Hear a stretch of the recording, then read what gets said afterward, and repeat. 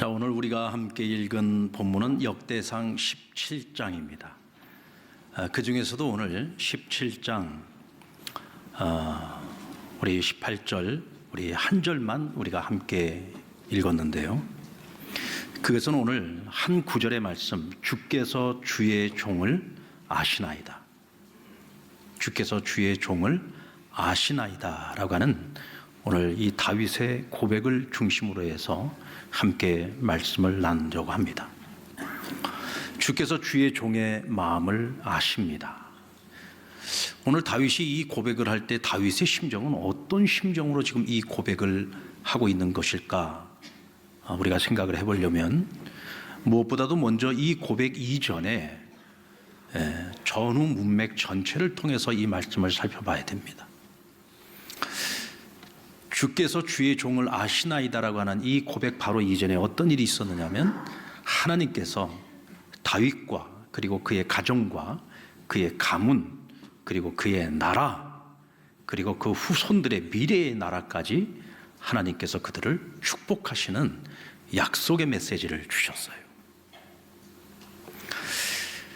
그 약속의 메시지를 받은 이 다윗의 마음, 그 심정이 어떤 마음이었느냐면 몸둘 바를 알지 못합니다. 왜냐하면 나라는 그릇은 지극히 작은 그릇인데 이 작은 그릇에 부어주시는 하나님의 은혜와 축복은 도저히 감당할 수 없을 만큼 너무나 큰 은혜를 이미 베풀어 주셨고 또 앞으로도 자신뿐만 아니라 그 후손들에게까지 하나님이 약속해 주신 이 축복이 감당할 수 없을 만큼 큰 은혜와 복을 약속해 주셨단 말이죠. 몸둘 바를 모르겠어요. 그래서 하나님이 내게 베푸신 이 영예 앞에서 내가 무엇을 말하리까 하고 할 말을 잃었다고 고백을 하고 있습니다. 그 후에 하고 있는 고백이 뭐냐? 주께서는 주의 종을 아십니다 라는 고백을 하고 있어요. 이런 전후 문맥 안에서 우리가 다윗의 심정을 생각을 해본다면 그가 갖는 처음 마음은 고마운 마음일 것 같아요. 하나님 너무너무 고맙습니다. 나같이 자격 없는 자에게 나같이 이 작은 그릇에 하나님 그렇게 큰 은혜를 부어주시니 너무너무 고맙습니다. 그러나 또 한편으로는 죄송해요. 하나님, 난 너무 부족한 사람인데 내가 뭐라고 나에게 이렇게 큰 은혜를 베풀어 주십니까? 감당키가 어렵습니다. 하나님, 이 마음 갖고 죄송한 마음이 있어요. 그러면서 또 한편으로는 무거운 책임감이 따라오죠. 하나님 내게 이렇게 복을 주실 때는 분명 내가 감당해야 될 내 몫이 있을 텐데 무거운 책임감도 뒤따라옵니다. 부활하신 예수님께서 주님을 3번이나 부인했던 베드로에게 찾아오셔서 내가 나를 사랑하느냐고 물으셨습니다. 이때 베드로가 뭐라고 대답했습니까? 주님, 내가 주님을 사랑하는 것 주님께서 잘 아시지 않습니까? 좀 더 구체적으로 고백을 하고 있어요. 왜냐하면 주님께서 내가 나를 사랑하느냐고 물으셨기 때문에 내가 나를 사랑하느냐? 하고 물었을 때에 주님, 내가 주님을 사랑하는 것을 누가 한다고요? 주님이 하시지 않습니까? 오늘 다윗이 주께서 주의 종을 아시나이다 라고 하는 이 고백처럼 주께서 제가 주를 사랑하는 것을 주님 아시지 않습니까? 라고 고백하고 있는 거죠. 이때 베드로의 심정은 어땠을까요? 아마 쥐구멍이라도 있으면 들어가고 싶었을 겁니다. 주님을 3번이나 부인했던 이 베드로의 과오는 그리고 그의 과거는 그렇게 쉽게 지워질 수 있는 것이 아니기 때문에 그렇죠. 누구보다도 내가 그것을 잊고 싶어도 잊혀지지를 않습니다. 너무 부끄러운 거죠. 그럼에도 불구하고 그에게 또 한편 기대감이 있습니다. 어떤 기대감일까요? 하나님은 그 사람의 마음과 중심을 감찰하시는 분이에요. 적어도 베드로의 마음에는요, 아직도 여전히 그럼에도 불구하고 주님을 사랑하는 마음이 아직 내 안에 남아있어요. 주님 아시잖아요. 내가 비록 주님을 3번이나 부인하는 어리석은 부끄러운 제자이지만 그러나 내 마음 한구퉁이에 그래도 주님을 사랑하는 그 마음이 있다는 거 주님 아시잖아요. 나를 아시는 그 주님 앞에 내 마음을 보여드리면서 주님이 아시지 않느냐고, 내 마음 아시지 않느냐고 기대감을 가지고 고백하고 있죠. 그러면서 또 한편으로는 여전히 나를 포기하지 않고 여전히 나를 버리지 않고 내게 또 한 번의 기회를 허락하고 계시는 그 주님 앞에서 책임감도 동시에 느끼고 있는 것입니다. 주님이 나를 아신다는 이 고백 속에는 나의 모든 연약함과 허물을 아시면서도 여전히 나를 사랑해 주시고 여전히 내게 기회를 주시고 여전히 나를 축복해 주신 그 하나님, 그 하나님께 대한 고마운 마음, 또한 무거운 책임감, 이 두 가지 마음이 공존하고 있는 것을 볼 수 있습니다. 또 오늘 이 고백 앞에 서 있는 베드로도 그렇고 다윗도 그렇고 그들의 마음 가운데 하나님 앞에 또 감사하고 더 감사한 것은요, 그들에게 그런 죄가 있고 그런 허물이 있고 실수가 있었음에도 불구하고 여전히 하나님과의 관계 속에 있다는 겁니다. 하나님, 나 너 몰라가 아니에요. 나 이제 더 이상 너하고 관계하지 않을 거야. 하나님 그들을 포기하거나 버리시지 아니하시고 하나님께서 그들과 여전히 관계하고 계신다는 거죠. 그런데 이와 같이 하나님과의 관계 속에서는 나의 의지, 나의 노력, 나의 수고와 상관없이 언제나 하나님의 은혜가 앞서고 있다는 것을 그들은 깨닫고 있습니다. 그래서 모든 것이 하나님의 은혜라고 고백을 하면서 하나님 앞에 감사하고 또 감사하고 있는 것이죠. 자, 그렇다면 오늘 본문에서 다윗에게 허락하신 이 언약의 축복은 어떤 것일까요? 역대상 17장 7절로 15절의 내용에 그 내용이 나오고 있습니다. 그 첫 번째는 인생 역전의 축복이죠. 한낱 양치기에 불과했던 다윗을 하나님께서 불러내어 그를 한 나라의 주권자로 삼으셨다고 했습니다. 양치기가 왕이 된 것입니다. 우리는 이런 것을 인생 역전이라고 이야기를 하죠. 그런데 여러분, 다윗이 자수성가한 것입니까? 다윗이 열심히 공부해서 왕이 된 건가요? 다윗이 열심히 노력을 해서 인생의 역전을 이룬 것입니까? 그가 아무런 노력도 안 한 것은 아닙니다. 분명히 열심히 노력도 했습니다. 그러나 분명한 것은 양치기가 왕이 되는 법은 없습니다. 다윗은 정말 별 볼 일 없는 가정에, 아들만 많은 가정에 말자들로 태어났습니다. 아무 존재감도 없는 그런 자녀로 태어났습니다. 직업도 양치기에 불과합니다. 양치기가 아무리 잘 돼봐야 양치기 아닙니까? 그런데 그런 다윗을 하나님이 택하시고 기름 부어서 왕으로 삼으신 겁니다. 특별한 은혜죠. 인생 역전이 하나님의 은혜로 이루어진 것입니다. 또한 어디를 가든지 너와 함께하여 모든 대적을 물리치게 할 것이고 세상의 존귀한 자들의 이름과 같은 이름을 내게 만들어 주시겠다고 약속해 주십니다. 이는 함께 하심과 승리와 영광의 약속을 허락하신 거죠. 내 백성 이스라엘을 위하여 한 곳을 정하여 그곳에 정착하게 할 것이고 악한 자들이 너희를 해치지 못하게 하시겠다고 약속하십니다. 이것은 이스라엘의 나라됨에 대한 약속, 그리고 이 나라가 강한 나라가 될 것을 약속해 주십니다. 그리고 너를 위하여 한 왕조를 세울 것이며 내 나라를 견고히 하고 내 아들 중 하나가 내 뒤를 이어 왕이 될 것인데 그의 손을 통해 내가 그토록 소원하던 하나님의 성전을 건축하게 할 것이다. 그리고 그의 왕위와 그의 왕국이 견고하게 될 것이라고 약속해 주셨습니다. 이 약속의 말씀을 받았을 때 다윗이 뭐라고 노래합니까? 하나님께서 나 자신뿐만 아니라 먼 장래의 약속까지도 하나님께서 말씀하여 주셨다. 지금 당장 내 눈앞에 있는 축복이 아니라 하나님께서 먼 장래의 일까지 미리 약속해 주시고 축복해 주셨다는 것입니다. 다윗의 시편 8편 4절 말씀에 보면 다윗이 이렇게 노래합니다. 사람이 무엇이간데 그를 생각하시며 인자가 무엇이간데 주께서 그를 돌보시나이까. 하나님, 나 다윗이 무엇이간데 아무런 자격도 없고 정말 내가 하나님 앞에서 기쁨이 될 만한 그 어떤 건데기도 하나 없는데 그런 나를 하나님께서 주목하여 주시고 그런 나에게 이토록 나를 돌보시고 내게 베푸신 이 모든 은혜 대체 무엇 때문이냐고 노래를 하고 있어요. 모든 것이 하나님의 은혜입니다. 그런데 오늘 역대상 17장 16절을 보면은 같은 일맥상통하는 말씀을 하고 있어요. 같이 한번 읽어볼까요? 시작. 다윗 왕이 여호와 앞에 들어가 앉아서 이르되 여호와 하나님이여 나는 누구이오며 내 집은 무엇이기에 나에게 이에 이르게 하셨나이까. 내가 무엇이기에, 우리 집이 무엇이기에, 내 인생이 무엇이기에 나에게 이런 은혜를 베푸셨습니까? 모든 것이 하나님의 은혜, 하나님의 은혜라고 밖에는 설명할 길이 없다는 거죠. 여러분, 근데 이 은혜를 다윗만 입었습니까? 오늘 우리는 어떻습니까? 오늘 우리의 인생에는 하나님의 이런 은혜가 없습니까? 죄 가운데 살았던 우리, 본질상 진노의 자녀였던 우리를 위해 하나님께서는 하나밖에 없는 독생자를 희생시키면서까지 우리를 당신의 자녀로 삼아주셨습니다. 죄의 문제를 해결해 주셨습니다. 구원의 문제를 해결해 주셨습니다. 영생의 문제를 해결해 주셨습니다. 아멘입니까? 이 땅을 살아가는 동안 하나님의 자녀들과 영원히 함께 하시겠다는 동행의 약속을 주셨습니다.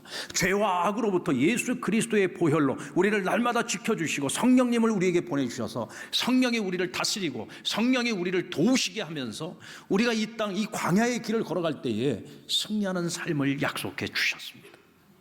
아멘입니까? 다윗이 받은 은혜나 우리가 받은 은혜나 뭐가 다를 것이 있습니까? 그렇다면 오늘 우리의 삶 속에서도 이 하나님의 은혜를 기억하고 그 하나님의 은혜에 대해서 날마다 찬송하고 노래하고 그 은혜에 합당한 삶을 살아야 되지 않겠습니까? 그래서 오늘 다윗은 하나님 앞에 내가 받은 은혜에 대한 고백을 멈추지 않고 고백하고 멈추지 않고 찬양하고 그것을 글로 적고 그것을 시로 쓰고 날마다 하나님을 찬양하고 또 노래하고 있어요. 그것이 여러분 멈춤이 없다는 겁니다. 다윗의 일생의 이야기를 보면은 다윗의 일생은 오로지 하나님을 찬양하고 노래하는 것으로 가득 차 있는 것을 볼 수가 있어요. 그의 인생의 마지막 고백이 뭡니까? 여호와는 나의 목자시니 내게 부족함이 없으리로다. 하나님께서 나의 목자가 되어 주셔서 내 인생 전체를 돌아보니 부족함이 없었다고 고백합니다. 우리 같이 한번 고백을 해보실까요? 여호와는 나의 목자시니 내게 부족함이 없습니다. 내 속에서 그런 얘기를 합니다. 뭐가 부족한 게 없냐? 다윗은 안 그랬을까요? 다윗의 인생에도 늘 부족함이 없이 항상 풍요롭게만 했을까요? 실질적으로 여러분 다윗이 왕위에 오르고 영광을 누린 거 그렇게 오래되지 않습니다. 그의 삶은 끊임없는 황무지였고 끊임없는 고난의 길이었고 광야였습니다. 그럼에도 불구하고 돌아보니 모든 것이 하나님의 은혜였고 늘 내게 부족함이 없었다고 고백합니다. 다윗이 왜 이런 고백을 할 수 있었을까요? 주께서 주의 종을 아시나이다. 오늘 이 고백 속에 모든 것이 다 담겨져 있습니다. 하나님께서 다윗의 무엇을 아십니까? 자격 없는 자. 다시 말하면 하나님의 은혜가 아니면 아무것도 할 수 없는 자요, 하나님의 은혜가 아니면 아무것도 될 수 없는 자라는 것을 하나님도 알고 있고 다윗 나 자신도 알고 있다는 거예요. 그것을 그는 고백합니다. 하나님도 알고 있고 나도 알고 있는 사실이 뭐냐? 하나님의 은혜가 아니면 단 하루도 살 수 없는 존재가 나요, 아무것도 될 수 없는 자가 바로 나다. 주께서 주의 종을 아시나이다 하는 이 고백 속에는 베드로의 고백처럼 내가 주를 얼마나 사랑하는지 주께서 아십니다라고 하는 이 고백이 감춰져 있습니다. 여러분, 다윗이 하나님께 복을 받을 만한 자격이 있을까요, 없을까요? 다윗은 끊임없이 고백하지요. 나는 자격이 없는 자라고. 바울도 그러지 않았습니까? 나는 자격이 없는 자라고. 난 죄인 중에 괴수라고. 그런데 하나님이 나를 충성되이 여겨서 내게 이방인의 사도의 직분을 주셨다고. 그렇죠. 이것이 여러분 하나님을 섬기는 모든 사역자들의 기본 자세입니다. 우리가 그런 마음을 가져야 돼요. 우리가 하나님을 섬긴다고 하면서요, 내가 무슨 능력이 있어서 섬기는 줄 알면 큰 착각입니다. 내가 무슨 자격이 있어서 하나님을 섬긴다고 생각하면 큰 착각이에요. 우리는 자격 없는 사람들이에요. 단지 하나님의 은혜로 우리가 쓰임받고 있을 뿐인 거죠. 아멘입니까? 하나님 나를 충성되이 여겨주신 거예요. 늘 다윗은 그 마음이야. 그런데 여러분, 성경을 가만히 들여다보시면 하나님께서 다윗에게 이렇게 말씀하십니다. 너는 내 마음에 흡족한 자다. 대체 다윗의 어떤 모습이 하나님께 흡족한 자의 모습이었을까요? 하나님께서 다윗과 그 후손과 그의 나라를 축복하시는 약속을 주시기 전에 어떤 사건이 있었습니까? 다윗이 자신을 위한 왕궁을 지어놓고 백향목으로 지은 그 아름다운 왕궁에 거하면서 하나도 행복하지 않아요. 즐겁지 않아요. 여러분, 사실 왕이 되기 전까지 다윗은요, 맨날 황무지로 도망만 다녔습니다. 잠자리도 제대로 없어서 맨날 동굴에서 잤잖아요. 먹을 걸 뭐 제대로 먹기를 했습니까? 뭐 제대로 쉬어보기를 했습니까? 항상 마음 졸이면서 도망자 신세였잖아요. 그랬던 다윗이 이제야 전쟁을 다 끝내고 이제야 자기를 위한 왕궁을 지어놓고 왕이 되어 이제 모든 대적들도 다 평정시키고 이제 좀 쉴만하단 말이죠. 그렇게 지어놓은 왕궁이면 얼마나 좋겠습니까? 어디 밖에 나가고 싶지도 않을 것 같아. 맨날 집에만 있고 싶을 것 같아. 근데 마음이 편하지 않아요.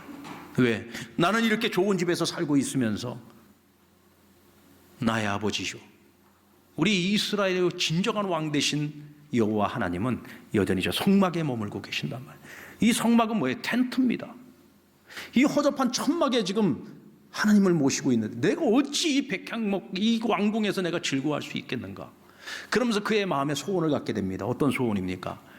내 하나님 아버지를 위하여 이 세상에서 가장 아름답고 가장 좋은 집을 지어드리고자 하는 복된 소원을 갖게 되었습니다. 그런데 역대상 22장에 보면 하나님께서 이를 거절하시. 왜 거절하십니까? 다윗은 너무 많은 전쟁을 치르면서 너무 많은 피를 흘렸어요. 하나님께서 그 피 묻은 손으로 지어지는 성전을 원치 않아. 또 한 가지 이유가 있죠. 하나님은 무소부지하신 하나님, 이 천지 만물 우주가 다 아버지의 것이에요.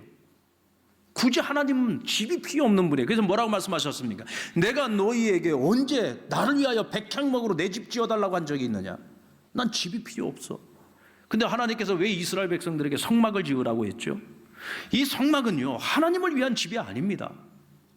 이 성막은 이스라엘 백성들을 위한 집이에요. 왜? 이스라엘 백성들이 하나님을 만나기 위해서 하나님이 정하신 성막에서 하나님께 제사를 드리며 만나는 집이었던 거죠. 그러니까 이건 하나님의 집이 아니라 우리를 위한 집인 거예요. 굳이 하나님은 뭐 황금으로 지어진 그런 집들이 필요 없어요. 그럼에도 불구하고 하나님이 약속해 주십니다. 다윗아, 난 네 마음 받았어. 나를 사랑하는 그 너의 마음. 내게 복이 있다면 주밖에 복이 없다고 고백하는 너의 그 고백, 내가 네 마음을 받았다. 여러분, 시편 18편 1편 나의 힘이 되신 여호와여, 내가 주를 사랑하나이다. 시편 16편 2절 내가 여호와께 아뢰되 주는 나의 주님이시오니 주 밖에는 나의 복이 없나이다 하였나이다. 다윗의 이 고백, 이 마음, 이 중심을 하나님께서 기뻐 여기시고 그것을 받으신 겁니다. 여러분, 사람도 그렇지 않습니까? 여러분, 누가 나 좋다 그러면 여러분 싫어요, 좋아요? 대답 좀 해보세요. 나 좋다는데 좋아요, 싫어요? 좋죠. 나를 보고 사랑한다는데 좋아요, 싫어요? 좋죠. 저를 보고서요, 당신밖에 없다고 얘기해요. 난 당신밖에 없어. 난 당신 하나면 충분해요 라고 이야기했을 때 여러분 좋아요, 나빠요? 만약에 여러분의 아내가 남편에게 나는 당신 한 사람으로 만족이 안 돼, 그 기분 나쁘잖아요. 그럼 난 당신 하나면 충분해. 난 돈도 필요 없고 뭐도 필요 다 필요 없고 난 당신만 있으면 돼. 그 한마디 말로 여러분 그 주는 은혜와 감동이 얼마나 크겠습니까? 그러면 그런 아내를 위해서 남편이 죽을 힘을 다해서 살지 않겠습니까?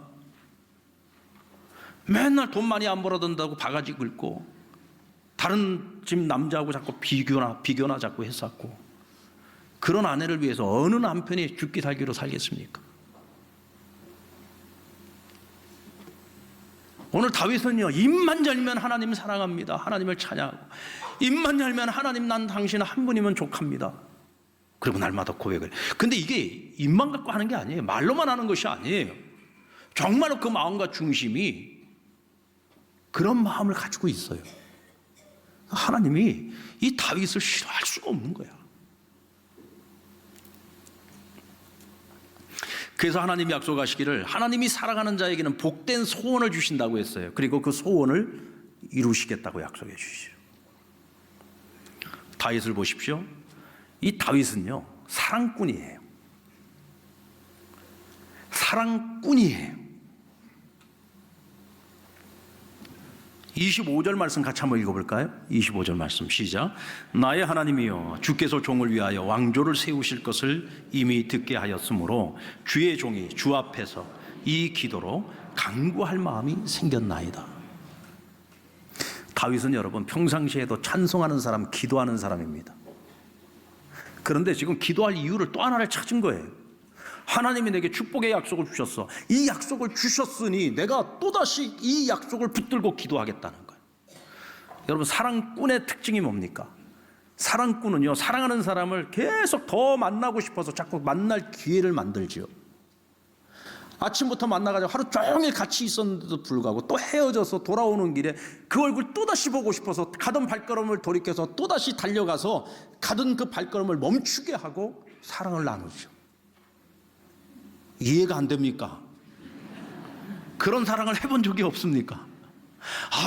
목사님, 저는요 중매 결혼을 해서. 그럼 중매 결혼을 했으면 그런 사랑 안 합니까? 적어도 그런 사랑을 했기 때문에 결혼해서 같이 사는 것 아닙니까? 왜요? 같이 살고 싶어서.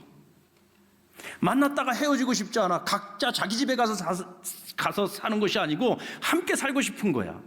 그게 사랑이잖아요. 아멘입니까? 그렇죠. 이게 사랑꾼이에요. 더 함께 하고 싶고, 더 함께 나누고 싶고, 더 깊이 교제하고 싶고. 그래서 끊임없이 그 기회를 만드는 거예요. 하나님을 사랑해요. 하나님과 교제하고 싶어요. 하나님과 더 가까이 하고 싶어요.